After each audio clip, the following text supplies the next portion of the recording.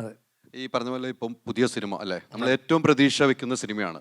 അതെ. വിനീത് ഡയറക്ഷൻ ചെയ്യുന്ന ഏറ്റവും നമ്മൾ കാണേണ്ട എല്ലാ വ്യക്തികളും ആ സിനിമയിലുണ്ട്. അതെ. ആ ലൊക്കേഷനിലൊരു ഓർമ്മകൾ, പ്രണവുമായിട്ടുള്ള ഓർമ്മകൾ, നിങ്ങളായിരുന്നു ഏറ്റവും കമ്പനി എന്നാണ് എനിക്ക് തോന്നുന്നത് അതെ. അതെ. ലൊക്കേഷനിൽ അല്ലേ. അങ്ങനെയാണ് എൻ്റെ ഒരു അറിവ്. മൂന്നാറിലൊക്കെ ആണെങ്കിലും നിങ്ങൾ ഭയങ്കര ജോളിയായിട്ടുള്ള ഇതാണ്. അതെ. അത്തരം ഒരു ഓർമ്മകൾ എങ്ങനെയായിരിക്കും നിങ്ങൾ ആ ലൊക്കേഷനിലുള്ള ഓർമ്മകൾ? ഒരുപാട് ഓർമ്മകളുണ്ട്. എനിക്ക് ഏറ്റവും അപ്പുവിനെ പറ്റി, പ്രണവിനെ പറ്റി പറയാനാണെങ്കിൽ എനിക്ക് ഞാൻ ഒരു സ്ഥലത്ത് പറഞ്ഞിരുന്നു, എൻ്റെ അടുത്ത് തന്നെ മലയാളം പുള്ളിക്ക് എഴുതാനും വായിക്കാനൊക്കെ ഉള്ളൊരു ബുദ്ധിമുട്ടുണ്ട്. അപ്പം പുള്ളി അത് ഫുൾ ഇംഗ്ലീഷിലാക്കി സ്ക്രിപ്റ്റ് മൊത്തം എന്ന് വെച്ചാൽ എൻ്റെ ഡയലോഗ് അടക്കം അവന് കൗണ്ടർ ഡയലോഗ് അടക്കം പഠിച്ച് കൃത്യമായിട്ട് അത്രയും സ്ക്രിപ്റ്റ് മൊത്തം പഠിച്ചിട്ട് പ്രിപ്പയർഡായിട്ടാണ് അപ്പു വന്നത്. പിന്നെ ഏറ്റവും വലിയ കാര്യം എന്ന് വെച്ച് കഴിഞ്ഞാൽ മോഹൻലാൽ എന്ന് പറഞ്ഞാൽ ലാൽ സാറിൻ്റെ ഒരു മകൻ്റെ ഒരു നമുക്ക് അങ്ങനെ ഒരു ഫീലിംഗ് ആ പുള്ളി തരില്ല. എല്ലാവരോടും ഏറ്റവും വലിയ കാര്യം എന്ന് വെച്ച് കഴിഞ്ഞാൽ എല്ലാവരോടും ഒരുപോലെ പെരുമാറാൻ പറ്റുന്ന ഒരാളോട് നമുക്ക് ഭയങ്കര ഒരു ഇഷ്ടമായിരിക്കുമല്ലോ. എന്നുവെച്ചാൽ സെറ്റിലുള്ള എല്ലാവരുടെ അടുത്തും ഒരേപോലെ പെരുമാറുകയും അയാളൊരു ഇത്രയും വലിയൊരു നടൻ്റെ മകനാണെന്നുള്ളൊരു ചിന്തയില്ലാതെ, അപ്പോൾ അങ്ങനെയുള്ളൊരു പെരുമാറ്റം, അയാളുടെ ബിഹേവിയർ, അതൊക്കെയാണ് നമ്മൾ അയാളോട് നമുക്കൊരു ഇഷ്ടം തോന്നുന്നതും, അല്ലെങ്കിൽ അയാളുടെ ഒരു പേഴ്സണാലിറ്റിയോട് നമുക്കൊരു സ്നേഹം തോന്നും. എനിക്ക് തോന്നുന്നു ഞാൻ പല സ്ഥലത്തും പറഞ്ഞിട്ടുള്ളതാണ്, എനിക്ക് ഏറ്റവും വലിയ ഇതെന്ന് വെച്ച് കഴിഞ്ഞാൽ ഞാൻ കുറേ വർഷങ്ങൾക്ക് ശേഷം, ഞാൻ ഇക്കൊക്കറിയാം, ഞാൻ മദ്യപാനം എന്ന് പറഞ്ഞൊരു പരിപാടിയില്ല. ഞാൻ കുറേ കാലത്തിന് ശേഷം ഞാൻ ഒരാളുടെ കൂടെ ഇരുന്ന് ഒരു പെഗ് അടിക്കണം എന്ന് ആഗ്രഹിച്ചത്, അവൻ ഒരു പെഗ് അടിക്കണം എന്ന് എനിക്കൊരു നീട്ടി തന്നപ്പോഴാണ് ഞാൻ വർഷങ്ങൾക്ക് ശേഷം ആ പടത്തിൻ്റെ സെറ്റിൽ വെച്ച് ഒരു പെഗ് അടിച്ചത്. അത് എൻ്റെ ഒരു ഓർമ്മയാണ്.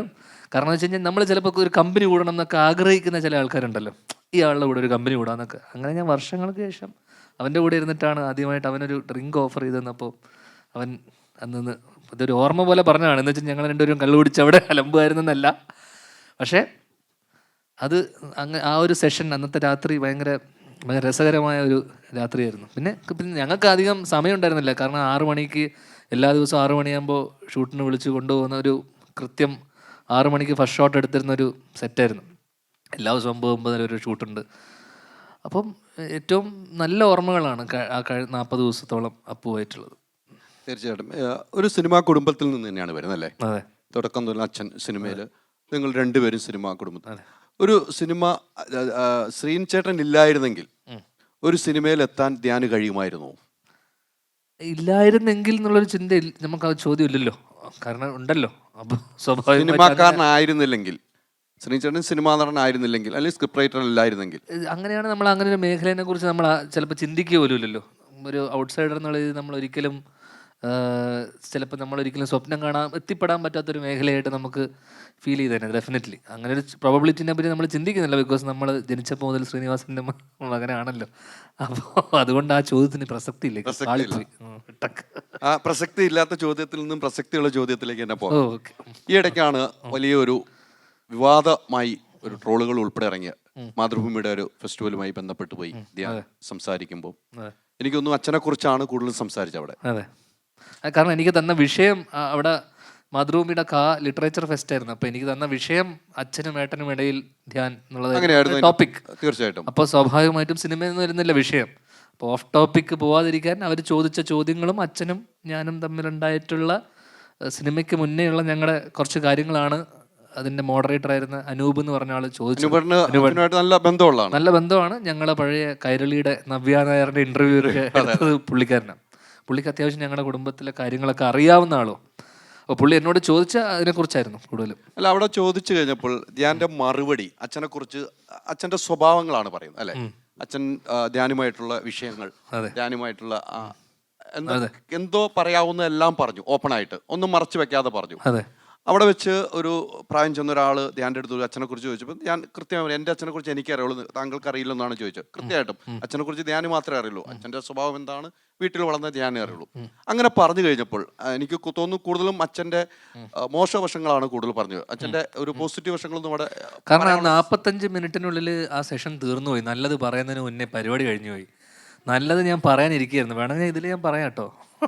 തീർച്ചയായിട്ടും നല്ലതും കേൾക്കണമല്ലോ, അത് കേട്ടുപോയി. ഈ നല്ലതൊക്കെ നിങ്ങൾക്കൊക്കെ അറിയാവുന്ന നല്ല കാര്യങ്ങളാണ് പൊതുവെ. എന്ന് വെച്ച് കഴിഞ്ഞാൽ ശ്രീനിവാസൻ എന്ന് പറഞ്ഞൊരു ആസ് എ പേഴ്സൺ എന്തൊക്കെ പറഞ്ഞാലും നമുക്ക് ഇതൊക്കെ പറയാനുള്ള ഒരു സ്വാതന്ത്ര്യം ഇങ്ങനെ ഇരുന്ന് സംസാരിക്കാനുള്ളൊരു സ്വാതന്ത്ര്യം തരണമെങ്കിൽ ഞാനും അച്ഛനും തമ്മിൽ അണ്ടർസ്റ്റാൻഡിങ് എങ്ങനെയായിരിക്കും എന്ന് ചോദിച്ചു. തീർച്ചയായിട്ടും.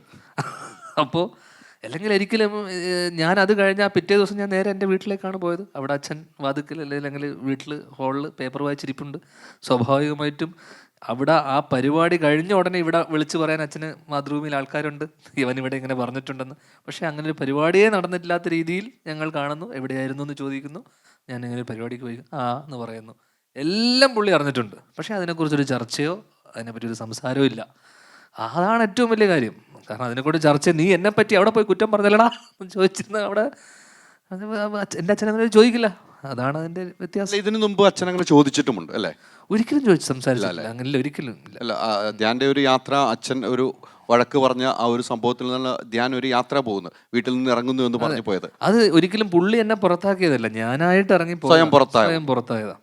കാരണം പിറ്റേ ദിവസം തൊട്ട് പുള്ളിയുടെ ആശ്രയിച്ച് നമ്മൾ കാശും ചോദിച്ച് പിന്നെയും അവിടെ ഇങ്ങനെ നിൽക്കാം എന്നുള്ളൊരു അവസ്ഥ വന്നപ്പോൾ കാരണം എൻ്റെ അച്ഛൻ കൃഷിക്കാരനും കൃഷി ഒക്കെ ആയിരുന്നു. ഉണ്ണിന്നാണ് വിളിച്ചിരുന്നത്. അച്ഛൻ്റെ പേര് അതെ, കറക്റ്റാണ്. അപ്പോൾ ശ്രീനിവാസന് അത്ര ഇതുണ്ടെങ്കിൽ ഞാൻ ശ്രീനിവാസൻ്റെ മോനില്ല, എനിക്കെന്തൊരു അഹങ്കാരം ഉണ്ടാവും. ഏത് കൃഷിക്കാരനായ ഉണ്ണിമാഷ മോൻ ഇത്ര ഇതുണ്ടെങ്കിൽ ഞാൻ അതിനേക്കാൾ അഭിമാനിയല്ലേ. അപ്പോൾ ഞാൻ പിറ്റേ ദിവസം, കാരണം നാളെ തൊട്ട് അന്നൊക്കെ റീചാർജ് ചെയ്യണം, പ്രണയിക്കുന്ന സമയമൊക്കെയാണ്. അപ്പോൾ റീചാർജ് ചെയ്യാനൊക്കെ കാശ് വാങ്ങിക്കാനൊക്കെ നാളെ അച്ഛൻ്റെ മുന്നിൽ തന്നെ കൈ നീട്ടണമല്ലോ. അപ്പോൾ നമുക്ക് അങ്ങനെ ഗതിയില്ലാതെ നിൽക്കുന്ന സമയം. അപ്പം ഇറങ്ങി പോവേണ്ടി വന്നതാണ്. കാരണം പിറ്റേ ദിവസം തൊട്ടിട്ട് വീട്ടിൽ നിന്ന് കഴിഞ്ഞാൽ പഴയ പോലെ ഫണ്ട് കിട്ടൂല എന്ന് എനിക്ക് മനസ്സിലായി. കാരണം പുള്ളി അന്ന് എന്നോട് എടുത്ത് പറഞ്ഞൊരു പ്രധാന വിഷയം, എന്തെങ്കിലും സംസാരിക്കണമെങ്കിൽ ഞാൻ ചിലവാക്കിയ പൈസ എടുത്ത് വെച്ചിട്ട് സംസാരിച്ചാൽ മതി തോന്നുന്നു. അതിൽ ഞാൻ തകർന്നുപോയി. അപ്പം പിന്നെ ഒരു സേ ഇല്ലാതെ ഇപ്പം അവിടെ. പിന്നീട് പണമൊക്കെ ഉണ്ടാക്കിയിരുന്നു. ആര്, ഞാനോ? അച്ഛന് പൈസ തിരിച്ചു കൊടുത്തോ? ഇല്ല, ഒരിക്കലും ഇല്ല. എന്തിനും അച്ഛനൊക്കെ നമ്മൾ അങ്ങനെ ഒരു കണക്കൊക്കെ ഉണ്ടോ? അല്ല, അച്ഛന് പൈസ വല്ലതും തിരിച്ചു കൊടുത്തെന്ന് വെച്ചാൽ ഇത് എനിക്കിന്ന് സിനിമയിൽ നിന്ന് കിട്ടിയാണ്, അച്ഛൻ എന്തെങ്കിലും ഗിഫ്റ്റ് മേടിച്ചു കൊടുക്കുമോ? അങ്ങനെ ഇപ്പോഴും അവിടെ നിന്ന് എന്തെങ്കിലും ഇങ്ങോട്ട് കിട്ടുമോ നോക്കുന്നല്ലാതെ നമ്മളൊരിക്കലും അവർക്ക്, കാരണം അച്ഛന് മകൻ ബന്ധം അതല്ലല്ലോ. നമ്മളൊരിക്കലും അവരെ പുള്ളി അത് പ്രതീക്ഷിക്കുന്നുമില്ല, നമ്മളന്ന് കൊടുക്കുന്നുമില്ല. അതുകൊണ്ട് പ്രശ്നം തീർന്നു. അവിടെ പ്രശ്നം തീർന്നു. അച്ഛൻ്റെ എല്ലാ സ്വഭാവവും, അച്ഛൻ്റെ കൗണ്ടർ ഉൾപ്പെടെ ഉള്ള സ്വഭാവം കിട്ടിയത് ധ്യാൻ ശ്രീനിവാസനാണ്. അങ്ങനെ കിട്ടിയത് നമ്മൾ ഒരാളെടുത്ത് നിന്ന് കിട്ടിയതെന്നൊന്നും പറയാൻ പറ്റില്ല. മേ ബി ഒരു സംസാര രീതിയും ശൈലിയും എവിടെയൊക്കെയോ അച്ഛൻ്റെ ഒരു ശൈലിയൊക്കെ റിസംബിൾ ചെയ്യുന്നുണ്ടാവും. അല്ലാതെ അച്ഛനെ കണ്ടു പഠിച്ചതോ അച്ഛനെ പോലെ സംസാരിക്കുന്നത്, ഞാൻ പണ്ടുപോലെ ഇങ്ങനെ സംസാരിച്ചിരുന്നത്, അത്രയേ ഉള്ളൂ. ഞാൻ അതിനെ എനിക്കൊന്ന് മലബാറിലെ നമ്മളെ ആൾക്കാരൊക്കെ സംസാരിക്കുന്ന ഒരു രീതിയാണ് അല്ലേ, ലൈക്ക് ഇതൊക്കെ ഓപ്പണായിട്ട് മുഖത്ത് നോക്കി പറയുന്ന പൊതുവേ ആൾക്കാർ, അവിടുത്തെ ആൾക്കാർ അങ്ങനെയാണ്. അതെനിക്ക് തോന്നുന്നു അധികം മലബാറുകാർ സിനിമയിൽ, എനിക്ക് തോന്നുന്നു അച്ഛനും കുറച്ച് ആൾക്കാരേ ഉള്ളൂ മലബാറിൽ നിന്ന് സിനിമയിലേക്ക് വന്ന ആൾക്കാർ. അപ്പോൾ കണ്ണൂരുകാരെല്ലാം ഞാൻ പറഞ്ഞ ഇതുപോലെ വളരെ ബ്ലണ്ടായിട്ട് ഫേസിൽ നോക്കിയിട്ട് കാര്യങ്ങൾ പറയുന്ന ആൾക്കാരാണ് ജനറലി. അത് എൻ്റെ നാട്ടിൽ എൻ്റെ കുടുംബക്കാരൊക്കെ വളരെ ഓപ്പണായിട്ട്, നമ്മളെ മറ്റേ ഡിപ്ലോമസിയോ മറ്റേ ഇതൊന്നുമില്ല, എന്താണെങ്കിലും മുഖത്ത് നോക്കിയിട്ട് കാര്യം പറയുന്നത്, അതൊരു അവിടുത്തെ ഒരു രീതിയാണ്. എന്നാലും ഏട്ടൻ കുറച്ച് പഠിച്ച കളനായതുകൊണ്ട് ഏട്ടൻ കുറച്ച് സംയമനം പാലിച്ച് ഉള്ളിലൊതുക്കി, ഏട്ടൻ കുറച്ച് ഒതുക്കി. അല്ലെങ്കിൽ പണ്ട് മുതലേ പുള്ളി അതും പുള്ളി ശീലിച്ച് എനിക്ക് തോന്നുന്നു പുള്ളി അത് അങ്ങനെ തന്നെ, ഞാൻ കാണുന്നത് ജനിച്ച മുതൽ കാണുമല്ലോ, പുള്ളി അങ്ങനെ തന്നെയാണ് വർഷങ്ങളായിട്ട്. ആ വിനയവും ആ ഒരു സംസാര രീതിയൊക്കെ വർഷങ്ങളായിട്ട്, അത് സിനിമയിൽ വന്നതിന് ശേഷം ഒന്നുമില്ല.